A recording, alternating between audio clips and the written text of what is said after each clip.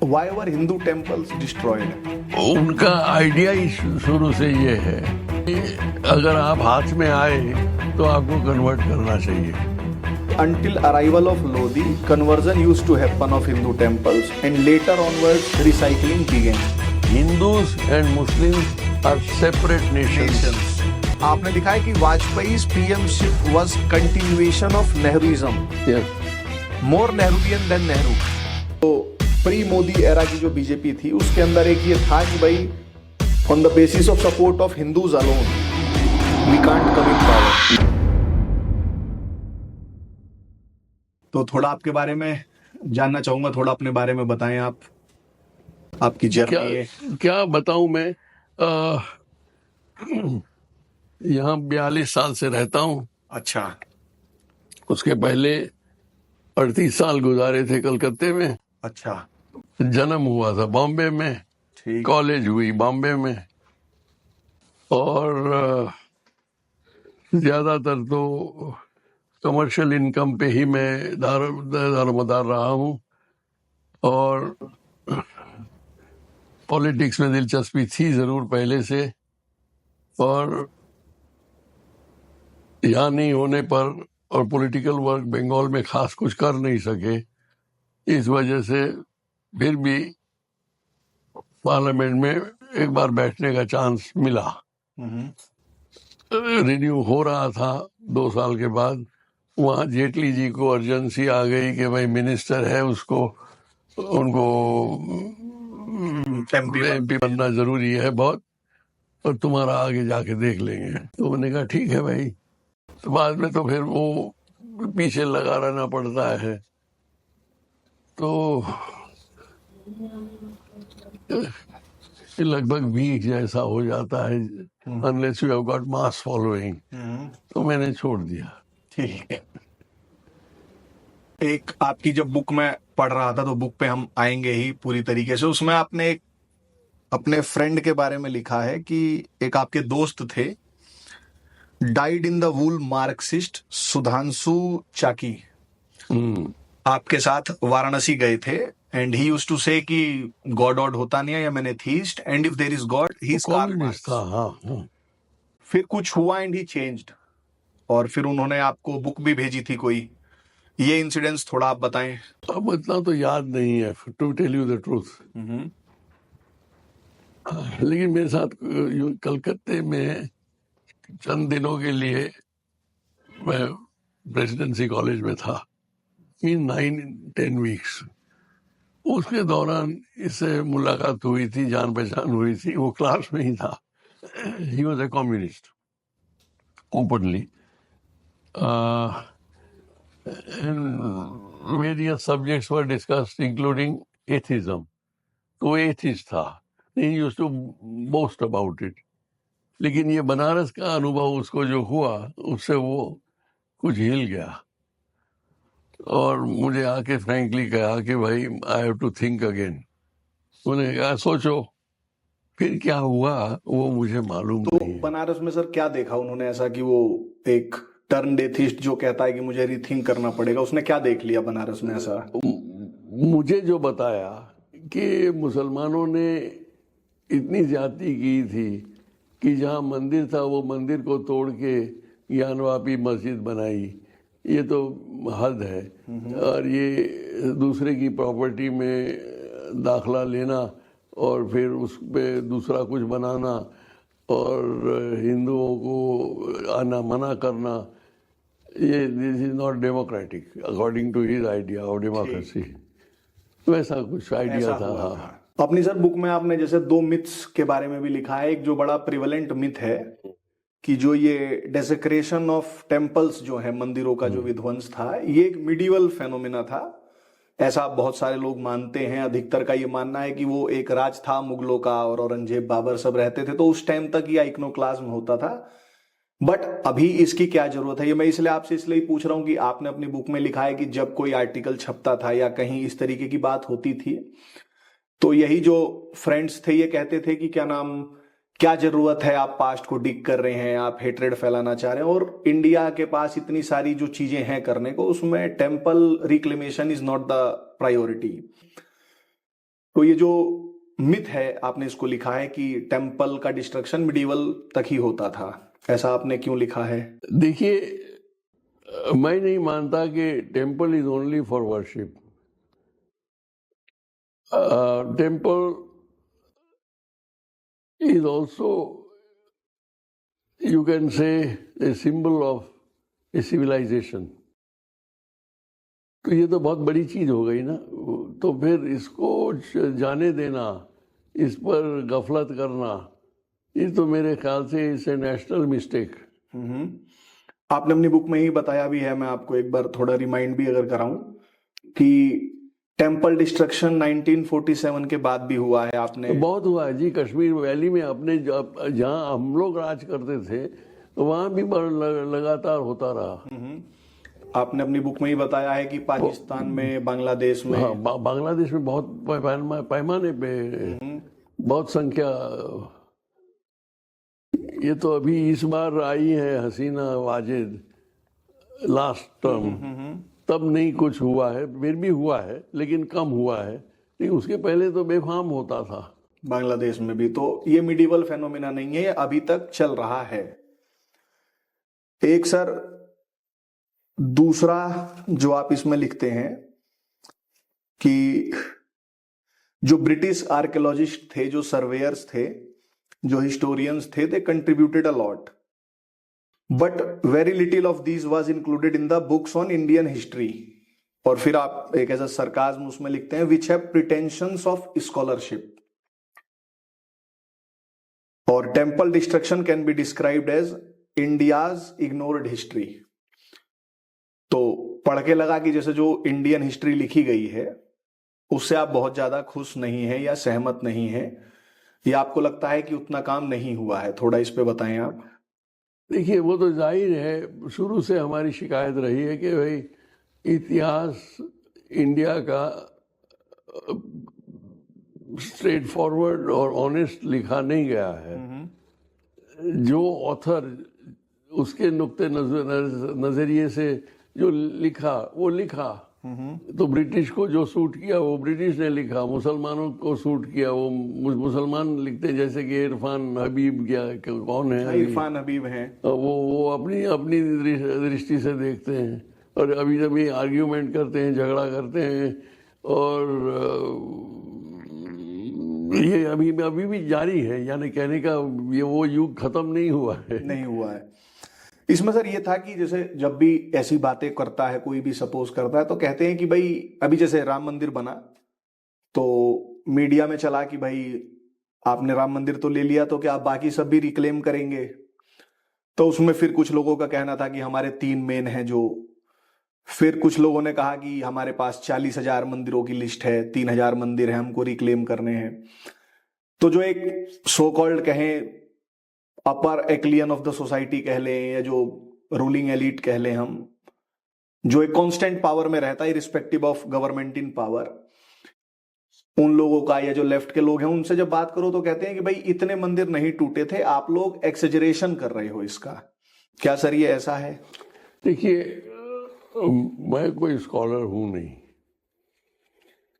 फिर भी जहां तक मैंने देखा है, पढ़ा है या समझ पाया हूं, 3,000 temples have been numbered, verified with either epigraphs or with literature, backed up by literature. वो तो 3,000 ही हैं. Sitaram Goyal was the main author. Ram Swaroop ji भी थे. Hindu temples what happened to them, exactly, उसकी बात कर तो रहे वो तो रिकॉर्डेड है, इसमें तो कोई शक नहीं है. अच्छा, इसमें ASI, archaeological society of India की पॉलिसी रही कि जितना ढांक सके उतना ढांको, ढांक दो. ये कोई निकालने की बात जरूरत है नहीं. सो वो 3,000 तो जाहिर हुए, प्लस हमारे जैसे लोगों ने जो जो रिसर्च की या शोध की और उसमें मिला, वैसे 1,001 तो होंगे ही. इतने तो होंगे ही. तो अब उस बियॉन्ड दैट क्या कहना बट 3000 का तो वेरीफाइड है। वो तो very printed and verified and with definite epigraphs. ठीक। तो उससे ज्यादा मुझे बोलना कि इतने हजार हैं, वो शायद मे नॉट बी रिस्पॉन्सिबल। ठीक। जैसे मैं बुक का बता दूं, जैसे सर ने जो लिखा है उसमें कुछ कुछ मैं जो पढ़ के आया हूं मैं कोट भी करता रहूंगा।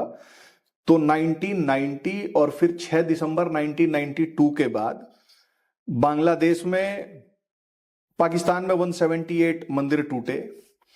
बांग्लादेश में बाबरी होने से पहले 2 साल पहले 1990 में 62 टेम्पल्स वर डिस्ट्रॉयड। और कश्मीर में 46 मंदिर 1992 से पहले तोड़ दिए गए थे और 70 मंदिर 1992 के बाद। तो जो चलता है कि मिडिवल फेनोमेना था। ये फिगर्स मैंने हासिल किए रॉ के पास। रॉ जो एजेंसी है। हाँ, तो बहुत टाइम लगा लेकिन निकाला। ठीक। हाँ, लेकिन दया करके इसको कोट मत कीजिएगा, वो जमाना दूसरा था ना। ठीक।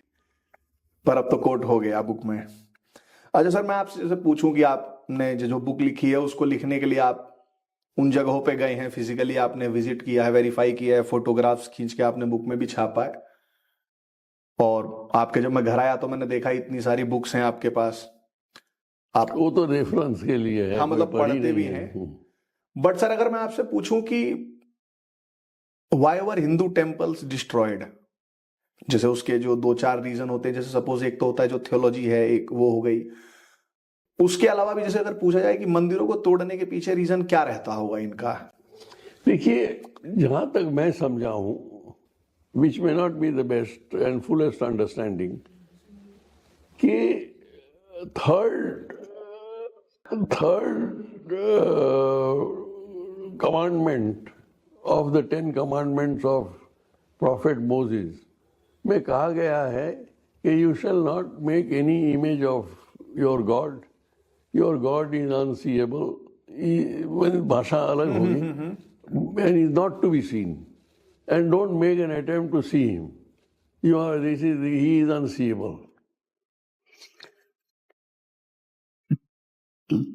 Therefore, what they feel is कि अगर आप किसी मूर्ति प्रतिमा से मिल जाते हैं तो किसी की भी प्रतिमा हो, किसी भी धर्म मजहब की हो, वो पाप हो गया।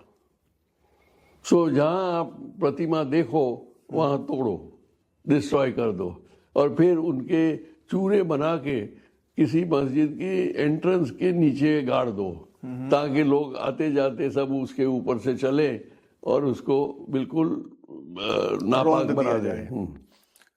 जैसे आपने अपनी बुक में ही लिखा भी है कि temples were bedrock of Hindu civilization and destruction would help in cracking the bedrock and thus would make it easier for conversion of Hindus into Muslims।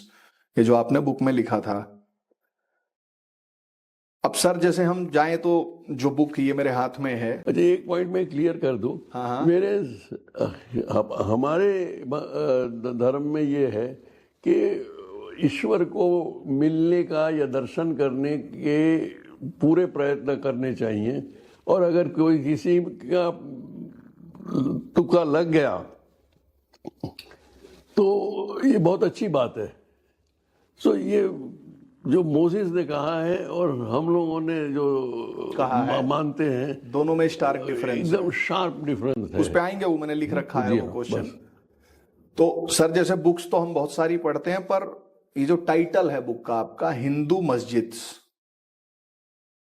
ये टाइटल आपको कहां से सूझा? ये या मतलब जब आप ये लिखते हैं हिंदू मस्जिद्स, तो आप क्या इससे कन्वे करना चाहते हैं इस टाइटल के थ्रू?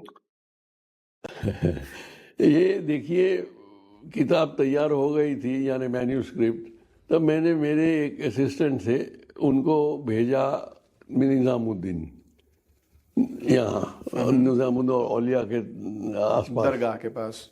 तो फिर वो कोई 2-3 कैलेंडर ले आया। ये कैलेंडरों में से ये निकाली। अच्छा, ये फोटो जो छपी है छपी है, और जो नीचे का है हाँ। वो कोई सी टूरिज्म डिपार्टमेंट के कोई पैम्फलेट में से ये निकला। अच्छा, ये टू शो टेम्पल बिकॉज मूर्तियां हैं। तो इसका ऐसे कॉम्बिनेशन हो गया। एंड हिंदू मस्जिद जो word हिंदू है। मस्जिद उस वक्त ख्याल में आ गया। ये सब शाम की 7:30-8 बजे की बात थी, तो वही चिपक गया, तो ये अभी तक चल रहा है। चल रहा है। इस बुक को लिखने के लिए सर जो आपने सोर्सेज यूज किए हैं, वो थोड़ा सोर्सेज आप बताएंगे? जैसे आपने बताया अभी कि you have avoided any Hindu author as a source, और इसमें मेजोरिटी जो आपने सोर्सेज लिए हैं वो जो ओरिजिनल क्रॉनिकल्स थे, जो मुस्लिम हिस्टोरियंस थे या जो क्रिश्चियंस ने लिखा, वो वाले लिए हैं। तो इसके पीछे भी कुछ स्पेशल रीजन? स्पेशल रीजन यही है, एक तो या कोई हिंदू फंसे नहीं मुसलमानों की जाल में। सेकेंडली, लोग मानेंगे, क्रेडिबिलिटी कम होगी। वो कह देंगे हिंदू है तो वो तो हिंदुओं के वो पक्ष का ही तो लिखेगा। नेचुरली वो अपनी तरफ से ही देखेगा। मेरे अगर मुस्लिम लिख देता है या यूरोपियन इम्पार्शियल माना जाएगा, और मुस्लिम पार्शियल माना जाता इन ही है। रियल वे माना जाएगा। इस वजह से, और कोई वजह नहीं है। ठीक है। इसी में सर आप लिखते हैं कि until arrival of Lodhi conversion used to happen of Hindu temples and later onwards recycling begin. तो ये जो difference between conversion and recycled masjid में, ये थोड़ा आप हमको जो डिफरेंस है वो थोड़ा बताएं। देखिए, जैसे कि वो सबसे बढ़िया उदाहरण है इसमें 2.5 दिन का झोपड़ा। तो 2.5 दिन का झोपड़ा बैटल ऑफ तरेन सेकंड, जब पृथ्वीराज चौहान 1192 का खून कर दिया, तो उसने कहा था गौरी ने आइबक को कि मैं वापस आ रहा हूँ। That time this dam temples should be good for my worshipping, इबादत के लिए तैयार होना चाहिए, तो तुम कल लग पड़ो काम पे। तो उसने ये 3 टेम्पल का एक कॉम्प्लेक्स था, उसको ज्वाइन कर दिया, और बाकी जो कार्विंग्स वगैरह हैं वो तो जैसे थे वैसे ही अभी दिख रहे हैं। और ये करीब है 1-8 फरलॉन्ग फ्रॉम दी जो चिश्ती की दरगाह है, दरगाह। हाँ, वो दरगाह से एक बाजार के जरिए आप क्रॉस कर लोगे तो ये आ जाता है। ये आ जाता है। हालांकि बहुत कम लोग गए हैं यहाँ, क्योंकि इट्स नॉट नोन, और नाम भी जरा उटपटांग है। 2.5 दिन का झोपड़ा। हाँ। तो ये सबसे अच्छा नमूना है कि आए, थोड़ा तोड़ ताड़ किया, और एक डोम बना नमाज दिया। पढ़ना शुरू कर दिया। तो दैट वाज द क्विकेस्ट, क्योंकि इनके पास कोई मिस्त्री तो थे नहीं। जब आए ये आर्किटेक्ट्स एंड मिस्त्रीज एंड ऑल दैट, वो व्यवस्था हुई लोधी के टाइम पर। लोधी के आने के बाद। लोधी के, that is the dynasty before Mughals. तो ये तो हो गया जो कन्वर्टेड हुए, और बाकी उसके बाद तो क्या कि भाई कन्वर्ट की जरूरत नहीं है, उसको बिल्कुल रेज टू डस्ट कर दो। एकदम डस्ट ना भी करे, से प्लिंथ लेवल और लिटिल हायर, और उसी मलबे से फिर इस्लामिक डिजाइन जितनी हो सके उतनी करके चढ़ा दो। ठीक है। अब मैं उस पे आऊंगा जो आप बता रहे थे, जो मोजेस और जो हमारा हिंदू थॉट का, वो तो आपने लिखा है कि there is a sharp conflict between Hindu ethos and Muslim zealotry. तो ये जो शार्प कन्फ्लिक्ट है वो क्या है, थोड़ा अगर आप डिटेल में बताना चाहें, थोड़ा सिंपल उसमें कि जो, देखिए, अगर आप कहेंगे तो मैं आपको एक उसमें वो भी दे दूंगा जो बुक में लिखा है आपने। एक लिखा है आपने डोमिनेशन, सेंट्रल थ्रस्ट, और एक अकोमोडेशन। हाँ, थोड़ा इसी को डिटेल में। नहीं, अरे यू सी, बिकॉज उनका आइडिया ही शुरू से ये है कि अगर आप हाथ में आए तो आपको कन्वर्ट करना चाहिए, मुस्लिम बना देना चाहिए, चाहे रिश्वत से, चाहे धमकी से, चाहे जो भी करके, because that was the way of expanding the population of Muslims.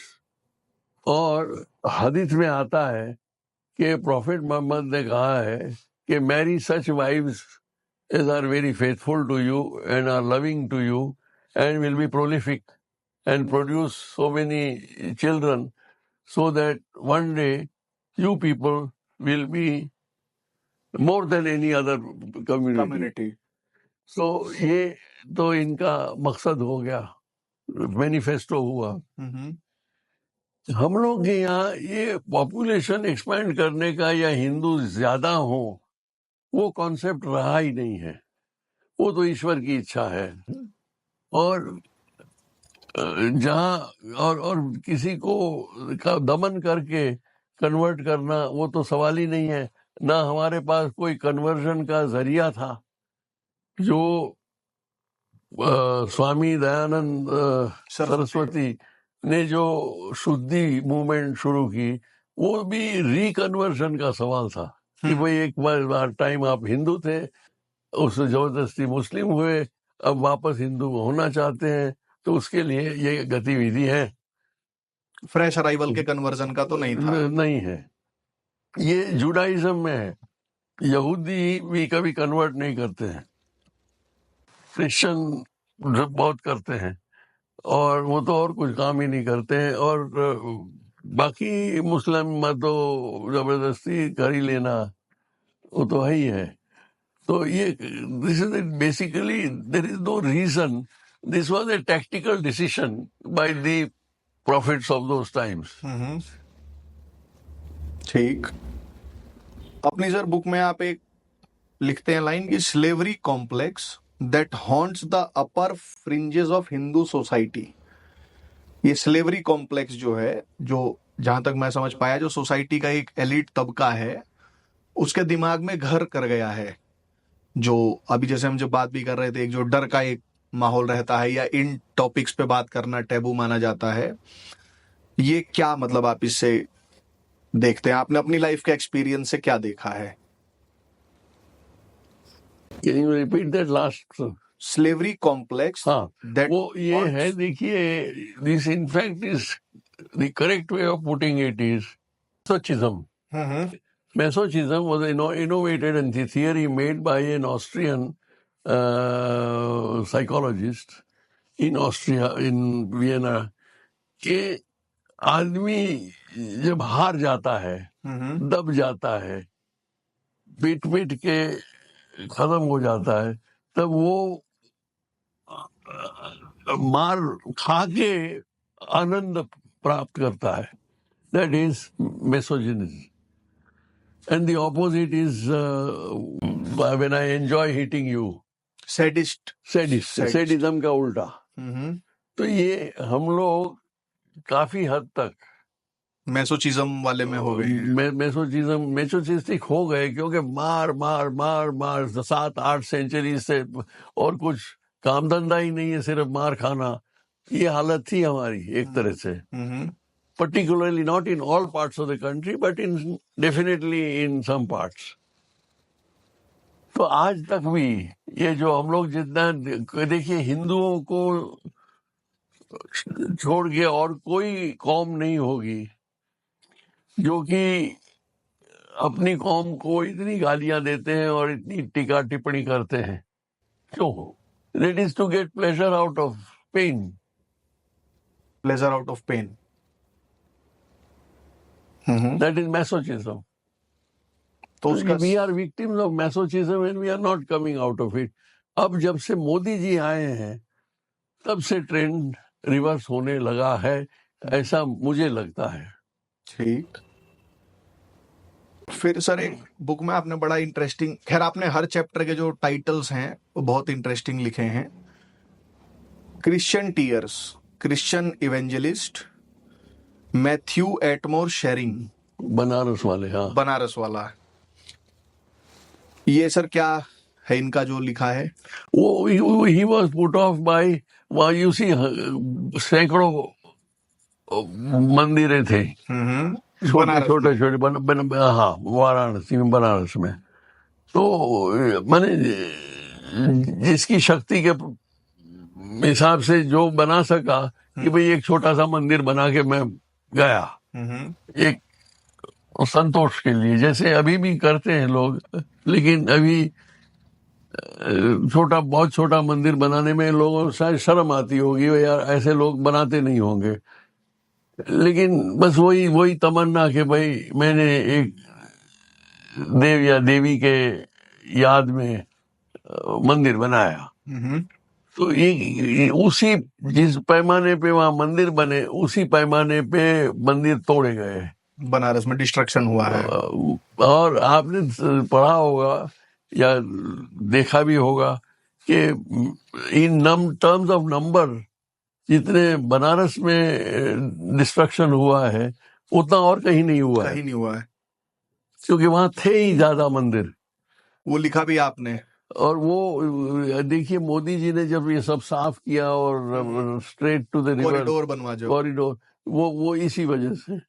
और जो छोटे छोटे मंदिर निकले नीचे से, वो इस वजह से। That is sharing. तो इसी में आपने लिखा है कि शेयरिंग कहता है कि औरंगजेब के टाइम के भी 20 मंदिर बनारस में ढूंढने पे नहीं मिलते, जबकि ऐसा बताते हैं कि हिंदू बहुत तोड़ डाले हैं। मतलब हमारे में बताते हैं कि काशी से पुरानी कोई मतलब सिटी एज सच है नहीं। नॉट ओनली पुरानी, also the soul of Hinduism was, you can say, residing in Banaras. पर आज भी लोग मानते हैं एक बनारस की जगह ही स्पेशल है। और जो वेस्टर्नर्स हैं वो उसको जेरूसलम के साथ कंपेयर करते हैं। और देखिए, जेरूसलम में कुछ जादू है, वो तो है, मैं जाके आया हूँ, देखा हूँ, and I have my self experience, कुछ जादू है वहाँ। एंड जो कंपेयर करते हैं वो बिल्कुल गलत नहीं है। अच्छा, ठीक। फिर सर हम आगे आते हैं। एक आपने लिखा है, सुद्धी by a British temple beheaded for the ego of Aurangzeb, and दोबारा उसकी जो शुद्धि की थी एफएस ग्राउस, अगर मैं ठीक नाम प्रोनाउंस कर रहा हूँ। हाँ, ग्राउस। गोविंद देव टेम्पल वृंदावन।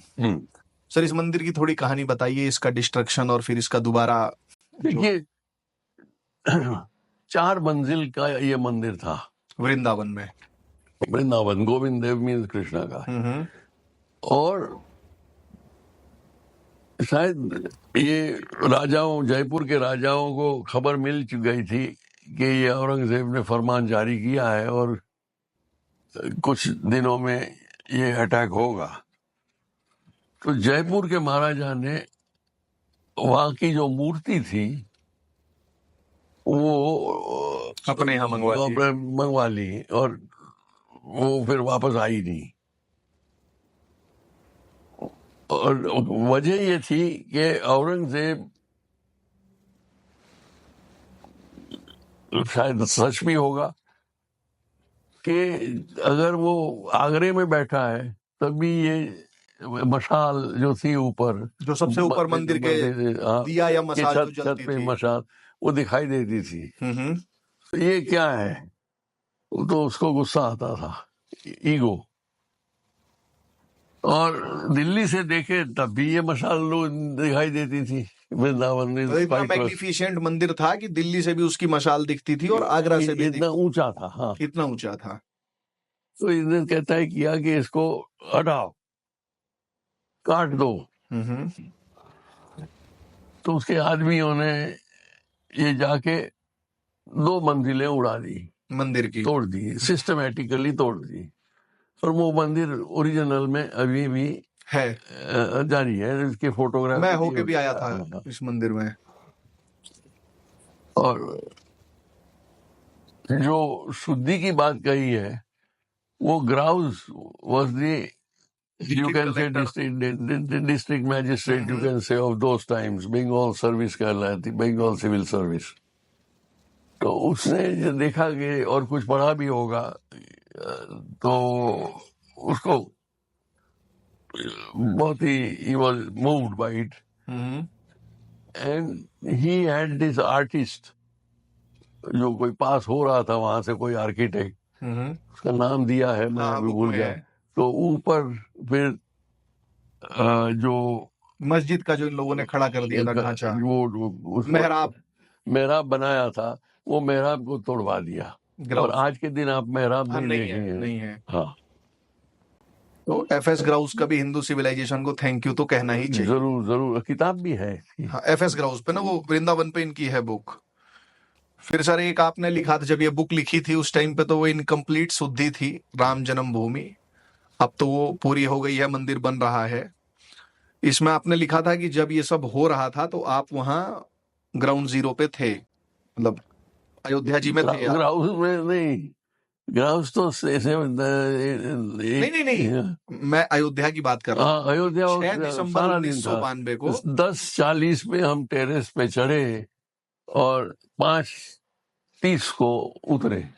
तो सर थोड़ा बताएं जरा, जो लोगों का वहां माहौल था क्या था, मतलब वो जो पूरा, क्योंकि जैसे एक ऐसा भी कहते हैं कि ये प्लांट था, जैसे लोग कहते हैं, फिर कुछ लोग कहते हैं कि ये प्लांट नहीं था, ये राम भक्तों का वो ज्वार था, जो मतलब जो ऐसा आपने लिखा है कि क्वाइट, आपने अपनी बुक में लिखा है कि हिंदू जो है वो अपने मौन से अपनी पीड़ा को व्यक्त करते हैं, क्वाइट डिसकंटेंट या कुछ ऐसा, मैं एग्जैक्ट लाइन भूल रहा हूं।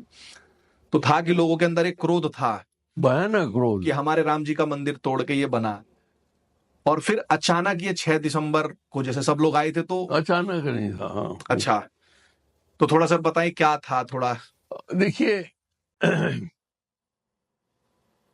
हम लोग काफी दूर थे वहां से, 1 फरलॉन्ग शायद होंगे अंदाजन। ये वीआईपी टेरेस बना हुआ था। बना मैंने, टेरेस पे कुछ नहीं था। एक माइक थी, एक ऑर्डिनरी, जो स्वामी धर्मानंद स्वामी स्वामी धर्माचार्य, वो जो जयपुर वाले स्वामी, अरे स्वामी धर्माचार्य, अभी तो कहिए फिर से हाँ, वो कर नाम लेंगे। आएगा ध्यान तो वो कर लेंगे। हाँ, तो वो कंडक्ट कर रहे थे, ठीक है। सबको अम्यूज कर रहे थे, बैकग्राउंड बता रहे थे, सब ऑर्गेनाइज था। लगभग 2.5-3 लाख लोग फर्श पे बैठे थे, कोई चलने की जगह नहीं थी, बहुत मुश्किल। हम लोग को जी यहाँ चांस चढ़ने का मिल गया, बिकॉज मैं ले गया था केशु भाई पटेल और सुरेश भाई मेहता, जो आगे जाके दोनों चीफ मिनिस्टर बने। तो वो केशु भाई was very well known in the RSS. तो फौरन उनको देख के ही ये जो आरएसएस के जो वर्कर्स थे, उन्होंने हम लोगों को इमीडिएटली गाइड कर चढ़ा दिया। अब चढ़ा तो दिया, लेकिन उतारने वाला कोई नहीं था। तो सारे दिन हम लोग उसी टेरेस पे, वहां बैठने की जगह नहीं थी दूसरी, बैठना है तो फर्श पे बैठो। तो हम बैठे जब जरूरत पड़ी तब, और खड़े रहे जब खड़े रह सकते थे तब, और कोई पानी पीने की व्यवस्था नहीं थी, खाने का तो सवाल ही नहीं है, टॉयलेट का भी सवाल नहीं है। और मेरे जैसे आदमी को कि उतरेंगे एक बार तो फिर चढ़ना ना दे कोई, तो वहां मुश्किल हो जाएगी, ये भी डर था। तो हम तो साथ में रहे, और वातावरण ही इतना टेंस था कि उतरने का मन भी नहीं करता। अगर कोई ऑफर भी देता तो हम कहते कि नहीं भाई अभी नहीं। हाँ। अच्छा, सेकेंडली मुझे एक मौका मिला, मुझे 2 मौके मिले। एक तो कि सीनियर पुलिस लेडी आईपीएस, शायद number 2 in charge of Ayodhya at that time, but ये सवाल मैंने उसको पूछा नहीं था, लेकिन बड़ी फ्लुएंटली समझा रही थी, और उसको भी मजा आ रहा था बात करने में, क्योंकि अंग्रेजी में सुनने वाले कम थे और उसको शायद अंग्रेजी कन्वीनियंस थी। तो उसने वो हो सका इतना बताया मुझे। उसने खास करके ये बताया था कि हमें हुक्म है कि अगर किसी की जिंदगी जा रही है तब इंटरवीन करना, वरना किसी को छूना मत, नंबर 1। नंबर 2, जो हो रहा है वो होने देना, unless life in danger, property in danger, not to be worried about. अच्छा।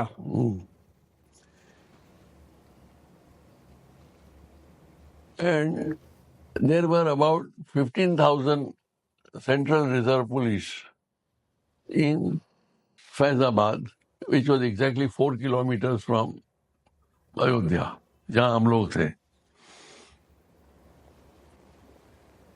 और दूसरी इंजीनियरिंग यंत्र भी थे, इन अदर वर्ड्स बुलडोजर्स भी तैयार थे.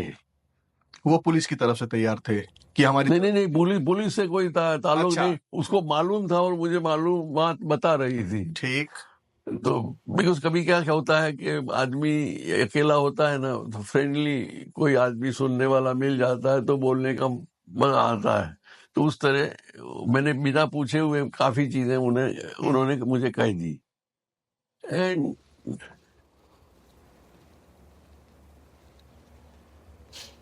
वो तो एक कहानी हुई. That means it was all prepared. There was.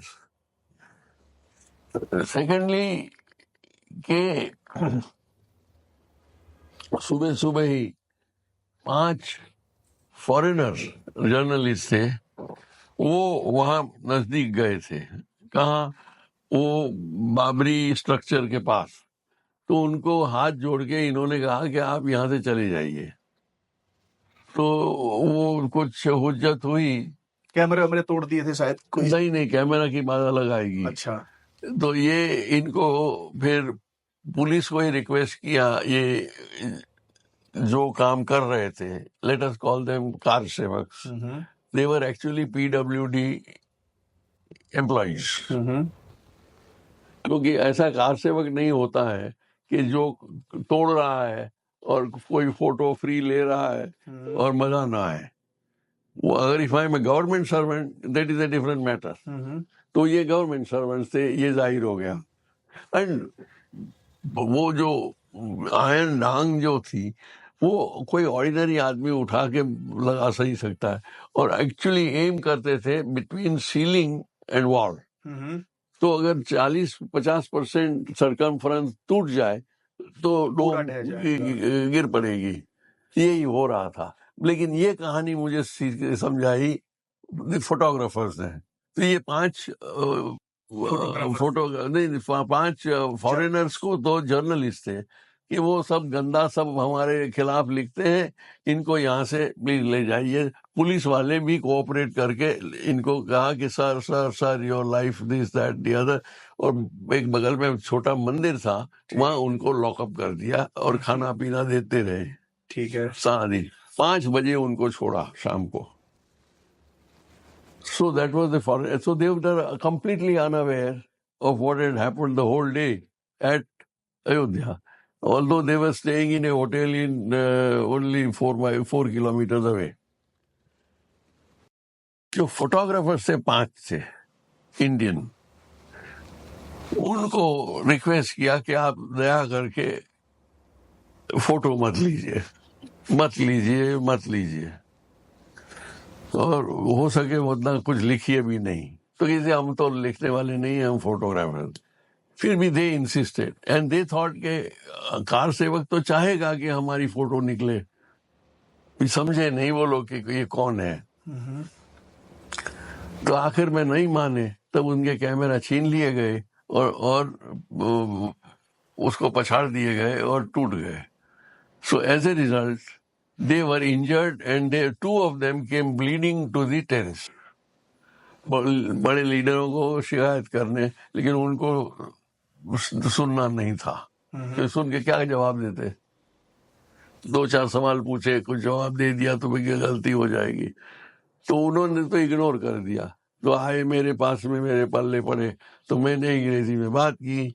तो सब सुन लिया और उससे पता चल गया कि एक्चुअली उधर हो क्या रहा है. और ना देखना बड़ा मुश्किल था, दिखाई नहीं देता था पूरा, ना हमारे पास कोई दूरबीन था. तो इस वजह से ये सब प्लान था. It was done by PWD. ये कहना नहीं कहना वो मैं समझता नहीं हूँ. लोग कहते हैं कि मत कहो, लेकिन सत्य तो आखिर में आना ही चाहिए. बिल्कुल.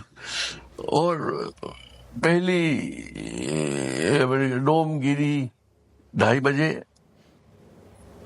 दूसरी 3:20 पे और चौथी ठीक 4:30 पर। तो सर ये जो पीडब्ल्यूडी वाले थे, जैसे ऐसा भी कहा जाता है कि जो सरकारी नौकर होता है, एलिज्ड बाय मी, एलिज्ड जो सरकारी नौकर होता है काफी डरता भी है। नेचुरली उसकी नौकरी। तो वो जो कर रहे थे वो राम भक्ति के ज्वार में कर रहे थे कि उनको भी ऊपर से था हिंट कि अपना काम करके निकल जाना है? देखिए, अपनी इच्छा से काम करने वाले पूरा इतना बड़ा ग्रुप हो नहीं सकता है। They were on instructions. ठीक।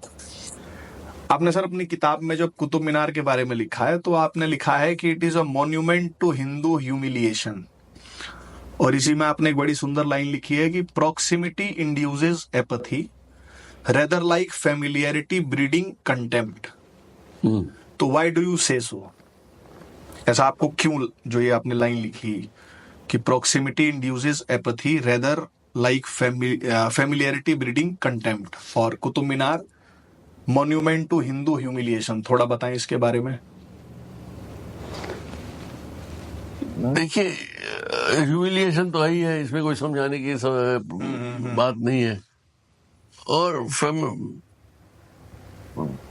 प्रॉक्सिमिटी, तो नेचुरली प्रॉक्सिमिटी ना हो तो कैसे आप उसको उठा के मारे और तोड़े, इसमें और कोई गहरी बात आपने नहीं। कुतुब मीनार के बारे में लिखा है कि लाखों लोग जाते हैं कुतुब मीनार। कुतुब मीनार की मैं बात कर रहा हूँ, अयोध्या की नहीं। नहीं, मैं समझा, लेकिन अभी जाते हैं। हाँ, मतलब भीड़ रहती है जैसे हजारों की, like any in the evening. But जैसे वो मंदिर को तोड़ के बना हुआ है, ऐसा वहां जाने वाले में से मेजोरिटी जो टूरिस्ट हैं वो इस चीज से अनोन रह के ही वापिस आ जाते हैं। हाँ, वहाँ बोर्ड है तब भी कोई पढ़ता नहीं है। हाँ, तो वो शायद आपने इसीलिए इसमें लिखा था कि प्रॉक्सिमिटी है, उसके बाद भी ये एपैथी है, क्योंकि वो इंटरेस्ट ही नहीं है। एक सर आपने लिखा है कि जितना भी ये सब आइकनोक्लाज्म हुआ, टेम्पल डिस्ट्रक्शन हुआ, तो इसके बारे में जैसे मुस्लिम हिस्टोरियंस ने लिखा, जो उस जमाने के थे, क्रॉनिकलर्स थे, बड़ा ग्लीफुली लिखा उन्होंने, मतलब बड़ा खुशी बताते हुए कि वी डिड दिस, सुल्तान ने ये किया। तो एक पूरी सीरीज है वो, अलबरूनी और इन सब, इब्न बतूता वगैरह सबका नाम आपने दिया है। आपने सैयद अहमद खान का भी इसमें कोट किया है, वो अलीगढ़ वाले। हाँ, AMU वाले। इन्होंने भी बड़ी इसको खुशी से बताया है टेम्पल डिस्ट्रक्शन को। ये सब थोड़ा बताएंगे? सैयद अहमद खान को तो ऐसा पोर्ट्रे करते हैं कि काफी लिबरल माइंडेड थे और सेकुलर। नहीं, ये झूठ बात है, लिबरल माइंडेड नहीं थे। उनका दावा ये था, खास करके 1857 वाला म्यूटिनी का अनुभव के बाद, he was very clear in his mind कि Hindus, in fact he was the man who first used those words, that Hindus and Muslims are separate nations. And we must be very careful not to mingle with the Hindus. And I strongly recommend, जब 85 में कांग्रेस स्थापित हुई, कि Muslim should not join the Congress, because Congress will fundamentally be a Hindu dominated party, Hindu party. तो इस हिसाब से तो जो टू नेशन थ्योरी है, उसके भी ओरिजिनेटर अगर देखें तो जैसे सैयद अहमद खान ही होते हैं। मतलब सावरकर से पहले ही इन्होंने बोल दिया था फिर तो टू नेशन थ्योरी। ये अभी हम लोगों ने एक किताब लिखी है, अभी कुछ चंद दिनों में आ जानी चाहिए, कि Aurangzeb the genesis of partition. Aurangzeb the genesis of partition. तो कि भाई वो आदमी पागल था और वो बादशाह बनना चाहता था, कि ये अल्लाह का मौला। ठीक। He was a confused man, and that's why he was a failure. A failure because he was more interested in religion. Then again, he didn't want to leave the throne. So, अगर इतना stretch करें आप, तो I would say that partition began with Aurangzeb. अगर न करें, क्योंकि ऐसे हुआ कि हिंदू मुस्लिम टाई अप बड़ा आफ्टर दैट डिफिकल्ट हो गया, इम्पॉसिबल हो गया। एक तरह की गाली है, कहना किसी को औरंगजेब एक गाली है। ठीक। तो वो वहीं से शुरू हुआ। अब बाकी तो anybody can say anything, And there is no doubt that Sir Syed Ahmed Khan was clear-cut a His thoughts, Muslim man. And that is why he said that we are getting left behind. We must support the British, not work against them, work for them, and don't remember what happened in the past. तभी हमारी कामयाबी हो सकती है और हमारी प्रयत्न ये होना चाहिए कि जब वो ब्रिटिश यहाँ से पलायन हो तब राज हमें दे जाए. ठीक. हाँ, यहाँ तक बोल गए हैं. हिंदूज जो हैं सर, हमने इंस्टेंट 2 मिनट मैगी के बारे में सुना था. आपने अपनी बुक में इंस्टेंट वेंडलिज्म के बारे में भी, जो आपने पहले ही बताया, 2.5 दिन का झोपड़ा, तो वो तो हम डिस्कस कर ही चुके हैं. जिसको और जानना होगा डिटेल में बुक पढ़ेगा ही.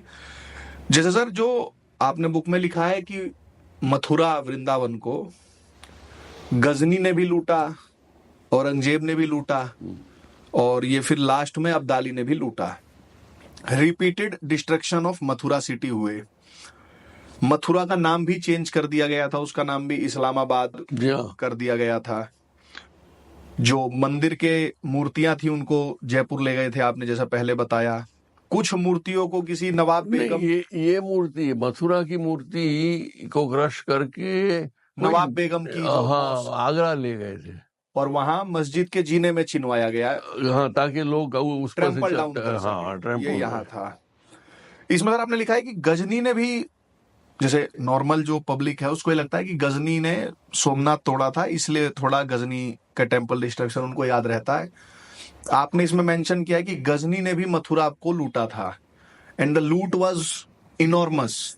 हाँ, थोड़ा तो टोटल दिया हुआ है, हिसाब भी दिया हुआ है. 100 कैमल्स पे ले जाने के लिए इतना गोल्ड था. अच्छा सर, ये जैसे अभी देश में नाम बदलने की चल रही होती है कि जैसे प्रयागराज हुआ दोबारा, जो उसका पुराना नाम था, वो कहीं रिकन्वर्जन ही हो रहा है, जैसे शुद्धि हो रही है. तो मथुरा का नाम इस्लामाबाद कर दिया था, मुझे आपकी बुक से पता. वो तो भूला गया. हाँ, वो तो भूल गया. बनारस का भी नाम बदलने का प्रयास हुआ था, औरंगजेब ने मोहम्मदाबाद ऐसे कर दिया. कुछ हुआ था, मुझे पूरा याद नहीं है. दिया है. अच्छा सर, ये जो बड़ा एक इंटरेस्टिंग केस है, आपने लिखा है 4 वेंडल्स 1 टेम्पल. विदिशा डिसेक्रेटेड बाय इल्तुतमिश खिलजी, बहादुर साफ गुजरात एंड औरंगजेब. और फिर आपने एक बरसात की रात का जिक्र किया है 1991 में. कोई दीवार गिर जाती है, ASI जो है कुछ शुरू करती है, फिर वो काम रोक दिया जाता है. फिर उस काम को दोबारा शुरू करने के लिए आपने फॉर्मर MP निरंजन वर्मा के बारे में भी कुछ बताया है.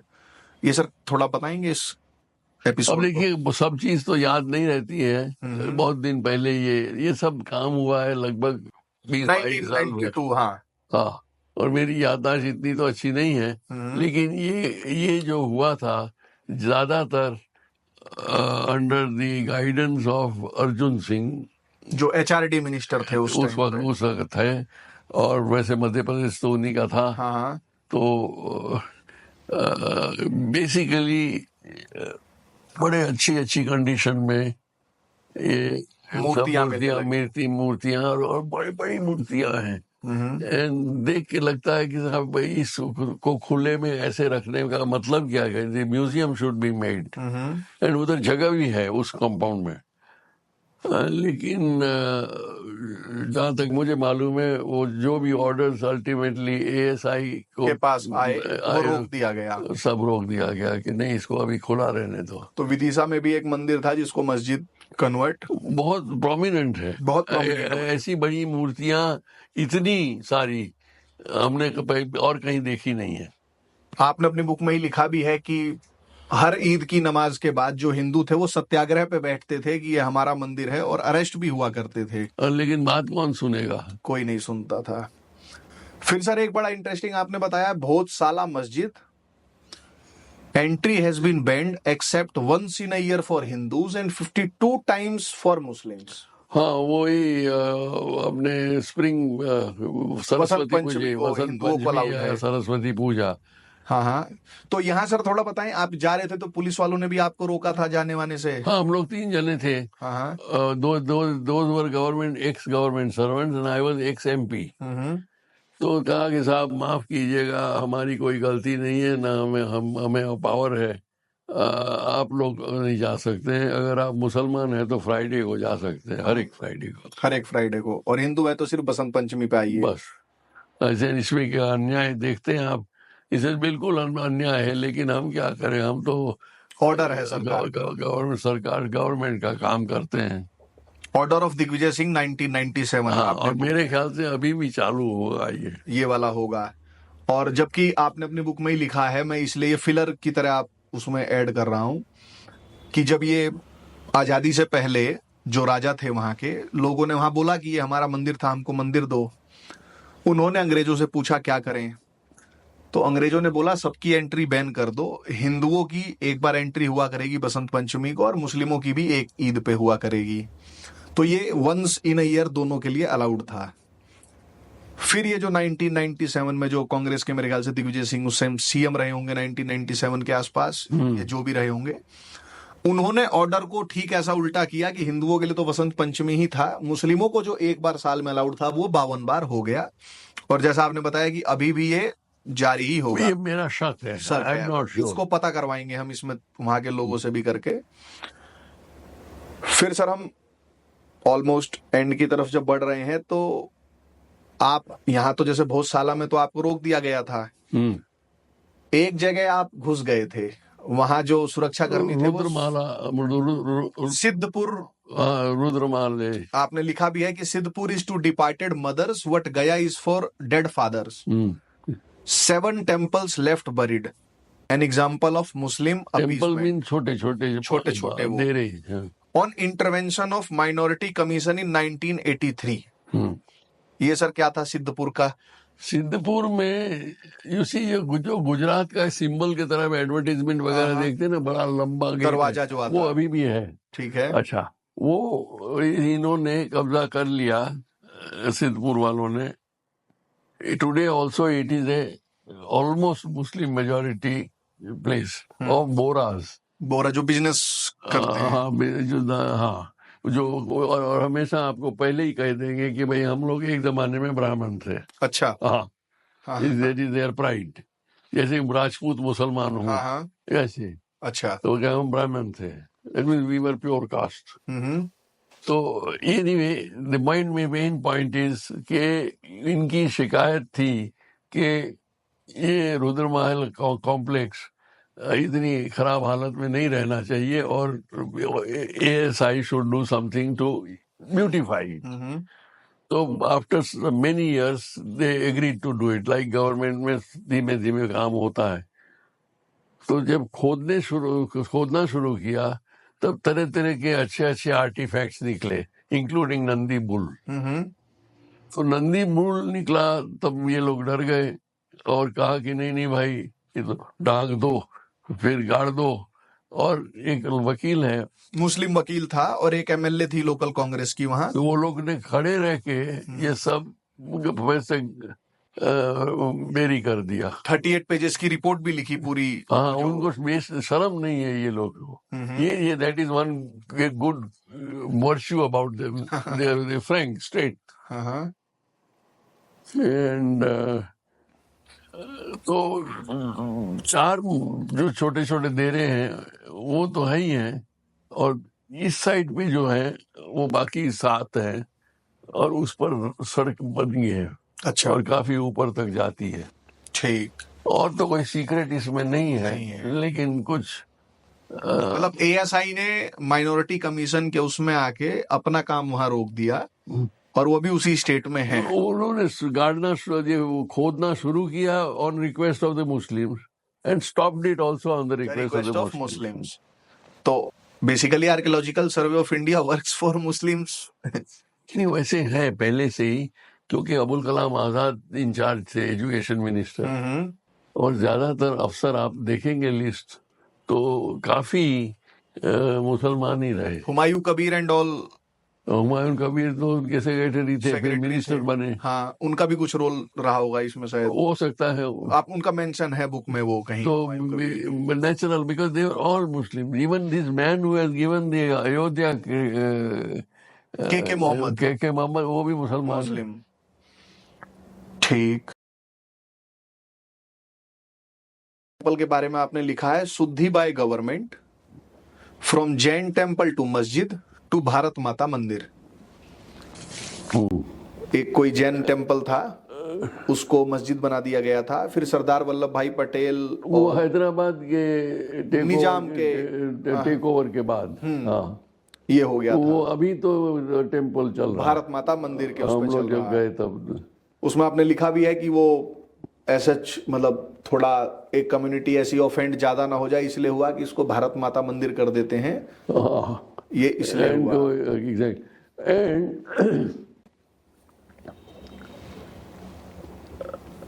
वो just it is supposed to be quoted whenever they get very excited. They say, "Oh, you people have also desecrated masjids." और उसका ये उदाहरण देते हैं, अच्छा, इसका देते हैं क्योंकि और तो कुछ है ही नहीं।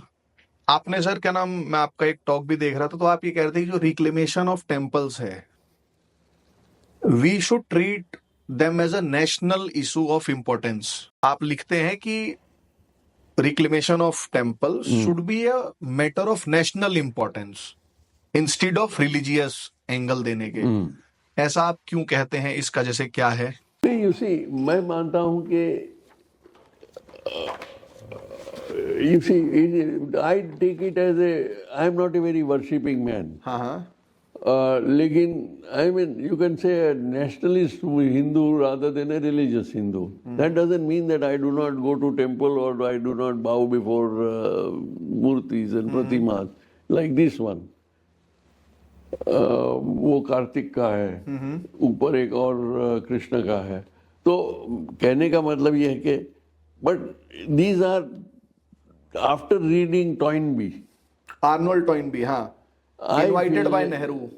हाँ, वो ये थोड़ा बता दीजिए अगर आपको ध्यान आ रहा हो, क्या कि it is a insult to state. Arnold Toynbee जब आया और उसने नेहरू के बुलाने पे, वो ये ऐसा था कि अबुल कलाम आज़ाद मेमोरियल लेक्चर, नेहरू तो अब वो बहुत आज़ाद के प्रो थे, मित्र भी थे, तो उन्होंने जब इनवाइट किया तब उसने ये कहा कि मैं on the way I visited Banaras and I was ashamed and shocked कि अभी भी आपके बड़े बड़े minarettes and मंदिर and things are still destroyed, mandirs are being shown, whereas look at what the Poland, Poles and the Russians did. Polish, when they were conquered by the Russians broke down the Catholic Church. And then when 100 years later, when the Polish reclaimed, the Poland broke the Eastern Church and built a Catholic cathedral.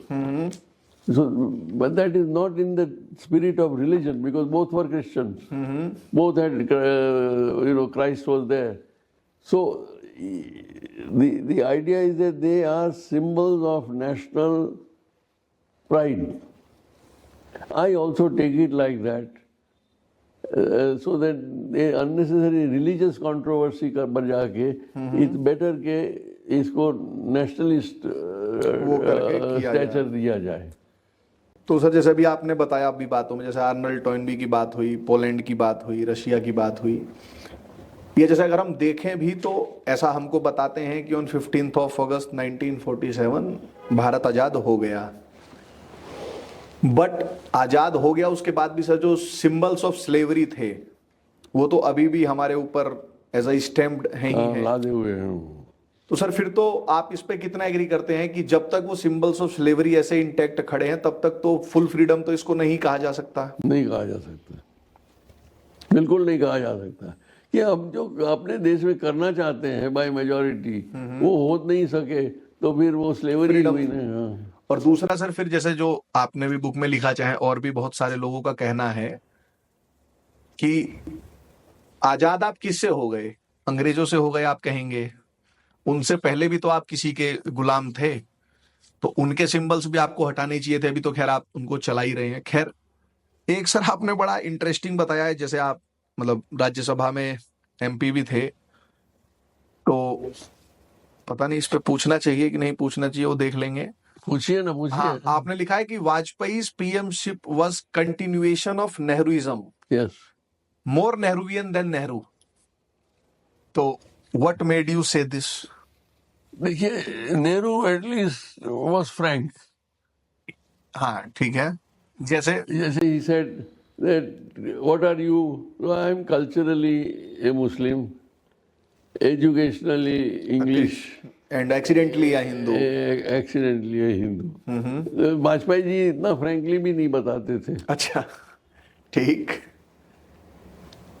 ये तो मैंने तो देखा हुआ है अपनी आंखों से। इसीलिए मैंने आपसे पूछा। I was in his government, I not as a minister but as a MP. हम तो रोज देखते थे कि नॉन हिंदू टाइप्स लोगों को वो अपॉइंट करते थे। जैसे कि ये अभिषेक संघवी के पिताजी को, अच्छा। He was a Congress MP of 67 vintage. हाँ हाँ और फिर तो हाई कमिश्नर वगैरह हुए। हाँ। इनको राज्यसभा में बैठा दिया हमारे साथ अटल जी ने, अभिषेक मनु सिंघवी के फादर को। तो Atal ji was just playing the same game ठीक कि एंड हमेशा समझाते थे, हमने वो भाषण में सुने भी हैं कि देखिए हम लोग ऑन आवर ओन, जो हिंदुओं की फितरत है उस हिसाब से सारे इकट्ठे कभी होंगे नहीं। तो अगर हम लोग इकट्ठे नहीं होंगे तो एक Hindu alone can not come to power, हमें पावर शेयर करनी ही पड़ेगी। और इस वजह से हमारी नीतियाँ मॉडरेट रखनी चाहिए। तो इस वाली चीज को सर, जैसे अभी एक बुक भी आई थी जुगलबंदी, वो क्या नाम, विनय सीतापति, विजय सीतापति, हाफ लॉइन भी जिन्होंने लिखी है, नाम मेरे से मिस हो रहा है। तो उन्होंने भी लिखा है कि एक ये जो प्री मोदी एरा की जो बीजेपी थी उसके अंदर एक ये था कि भाई on the basis of support of Hindus alone we can't come in power. ये इस मिथ को, this theory was mister Vajpayee alone. इस थ्योरी को ये जो करंट रिजाइम है, जो नरेंद्र मोदी एंड अमित शाह की बीजेपी, जो उन्होंने एक पैरेलल्स ड्रॉ किया है अटल आडवाणी की बीजेपी और मोदी शाह की बीजेपी, तो उन्होंने कहा कि इन लोगों ने इस मिथ को तोड़ा है, मतलब या जो एक ये चला आ रहा था दिमाग में, सही बात है, उसे ध्वस्त किया है।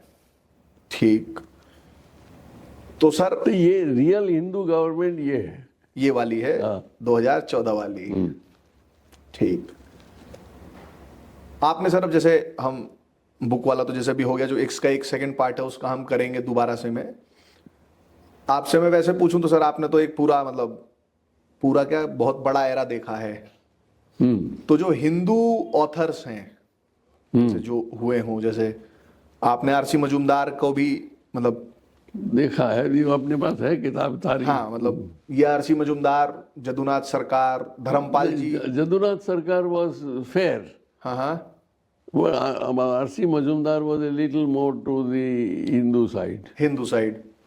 और but sir Jadunath was fair, he was not pro Muslim or anything like that. ठीक है। और सर धर्मपाल जी थे कोई, आप मुझे ख्याल नहीं, गांधीवादी थे। अच्छा, राम स्वरूप जी का आपने इसमें मेंशन किया है बुक में, प्रोफेसर राम स्वरूप, इन लोगों को भी आपने देखा है। वो तो बड़े डेडिकेटेड लॉयल। हाँ।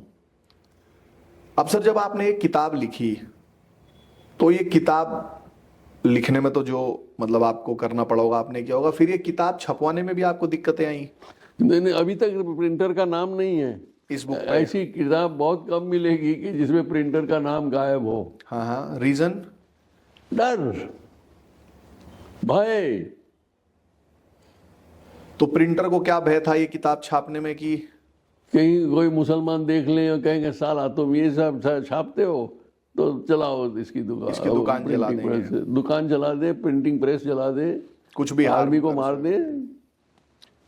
तो सर, आपने तो सारे दौर लगभग देखे ही हैं आजादी के बाद के, तो जो हम देखें नेहरू का एरा भी आपने थोड़ा बहुत, आपको याद होगा, मतलब नहीं काफी याद है। हम 10 साल के थे जब देश आजाद हुआ था। देश आजाद हुआ था, सो कॉल्ड आजाद हुआ था, अगर हम उस हिसाब से देखें। जो टेक्निकली इट वाज आजादी। And government no doubt was handed over. No, I have memories also very funnily enough. ये तो बात हो रही है तो बता रहा हूँ कि मैं 9 साल का था जब मिस्टर मोहम्मद अली जिन्ना के छोटे भाई अहमद अली जिन्ना मेरे ग्रैंडफादर के मित्र थे और काफी घनिष्ठ मित्र थे। एंड वो लोग जब बातें करते थे तब 3-3 घंटे लगातार बातें करते थे और ultimately conversation used to be Mohammad Ali Jinnah because that was 1946। वो गर्म हवा थी तो वो बहुत चीज याद है। एंड माय थियरी सुन के, क्योंकि फिर नाना जी क्या है कि डिनर टाइम 8 o'clock सबको सुनाते थे उनकी बात कि आज अहमद ये कह रहा था, वो कह रहा था, फलाना कह रहा था। And generally people were not interested, लेकिन मुझे बड़ा इंटरेस्ट आता था, पता नहीं क्यों। तो मैंने एक्चुअली रिसेंटली अभी लिख लिया है ए whole you can say a long letter on Jinnah, Muhammad Ali Jinnah, on the basis of material conversations. And एक very strangely ये कुछ 1.5-2 साल पहले उसी घर से मेरे मामा जी के घर से एक चिट्ठी निकली जो कि which was written by Ahmad Ali Jinnah to my grandfather कि भाई मुझे ये मेरा काम सौंप गए हैं मेरे मोटे बड़े भाई, लेकिन वो बड़ा भाई तो अभी मरा नहीं है, लेकिन मैं मरने वाला हूँ, ये डॉक्टर कहता है कि these are last few weeks, इसलिए मैं जो उन्होंने लिखा है वो मैं तुम्हें भेज रहा हूँ। मेहरबानी करके जैसे उनकी इच्छा थी कि कोई मुस्लिम प्रेफरेबली पाकिस्तानी लीडर को जिन्ना मरने के बाद अगर हाथ में आए तो उसको ये चिट्ठी पकड़ा देना। तो उनके जो सब फियर्स थे, fears of Jinnah just after creation of Pakistan, well at the time of creation, वो वेरी इंटरेस्टिंग, वो सब अभी रियलिटी होते जा रहे हैं, वो रियलिटी होते जा रहे हैं। ठीक, तो that is nothing to do with this subject, लेकिन बड़ा इंटरेस्टिंग। तो सर जो मैं लास्ट आपसे पूछूंगा कि 1947 से आपको लगभग मेमोरीज होंगी, नहीं उससे आगे की भी है। हाँ उससे आगे, मतलब 1947 से हम एक जैसे टाइम फ्रेम रख लेते हैं। ठीक है ठीक है। फिर आपने इस देश में जितने प्रधानमंत्री हुए सबका कार्यकाल भी देखा, आपने हर रिजाइम देखा, आपने इमरजेंसी का भी दौर देखा, सब देखा। अभी फ्यूचर ऑफ हिंदू सिविलाइजेशन अगर मैं आपसे पूछूं तो how much hopeful are you? देखिए आई एम वेरी ऑप्टिमिस्टिक। इसका कारण मैं आपको लॉजिक बताऊं। लॉजिक ये है कि Hinduism is very very brief. लोग कहते हैं कि बहुत प्रचंड है, but the essence is very very brief, that every person should have his own, he should decide his own dharma. अगर ना कर सके तो he can refer to his caste कि भाई अगर नाई है तो फिर नाई बनेगा और कुछ सूझे नहीं तो। और वो धर्म चूज हो गया उसके बाद वो धर्म को प्रैक्टिस, आप बेफिक्र रहिए तो फिर वो कर्म अच्छे करे और धर्म को फुलफिल करे। और dharma means mission, not religion. So there is rest is up to you, how you handle. और जो कर्म जो करेंगे उस हिसाब से आपका भाग्य बनेगा। ठीक है। Action reaction. The point we were talking about, this Moses versus Hinduism वाला, हिंदुइज्म की भाई हमें तो अगर ईश्वर का दर्शन मिले तो सबसे बड़ी बात हो गई। This is spirituality, meeting God is spirituality, and you are liberally left alone to do what you like. This will appeal to anybody who is educated and intellectual. By logical, and I am free to do what I like, and I can go to any temple. I can try and meet God. If I meet, I meet. If I don't meet, I don't meet. But at least nobody is there to prevent me. तो जो सारा western civilization पड़ा हुआ है, America, Europe, उसके educated लोगों को ये बहुत पसंद आएगा। मुसीबत यह है कि हमारा शब्द स्प्रेड नहीं हुआ है। एंड क्रिश्चियनिटी तो हार्डली 25% भी नहीं हो गए क्रिश्चियन, अब खत्म हो गया। इंडिया में बढ़ रहे हैं, वेस्ट में घट रहे हैं। ये हमारे क्रिश्चियन तो अलग लेवल के हैं। हाँ, वो कन्वर्जन वाला ज्यादा जो है। They are very poor people, they have no time to think of all this. वो कहेंगे कि साबुन से नहाओ तो साबुन से नहाएंगे, नहीं नहाओ तो नहीं नहाएंगे। So there is for the people seeking spirituality, which an educated person does seek logically. ठीक है।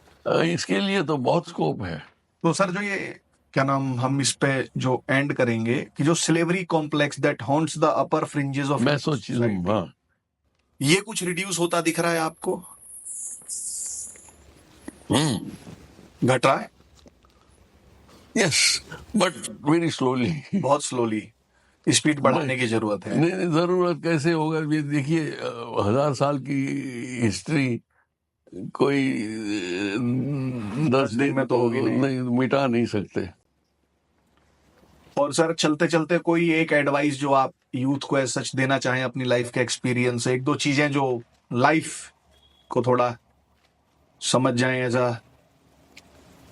किस दृष्टि से? आपने जैसे ये अपना 86 सालों का जीवन अभी तक जो देखा है, 86 वसंत, तो आपने सर अपनी लाइफ में बहुत सारे एक्सपीरियंसेस देखे होंगे। तो आपने लाइफ का मीनिंग जैसे क्या समझा है, या जैसे कुछ ऐसा बताना चाहें जिससे लाइफ थोड़ी जीनी, जैसे अभी क्या है कि अभी आजकल लोगों को बहुत डिप्रेशन होने लगा है, यूथ को हम देखते हैं बहुत ही स्ट्रेस्ड रहते हैं, बहुत सारी ऐसी चीजें होती हैं। नहीं, ये डिप्रेशन लगता है because they do not understand life.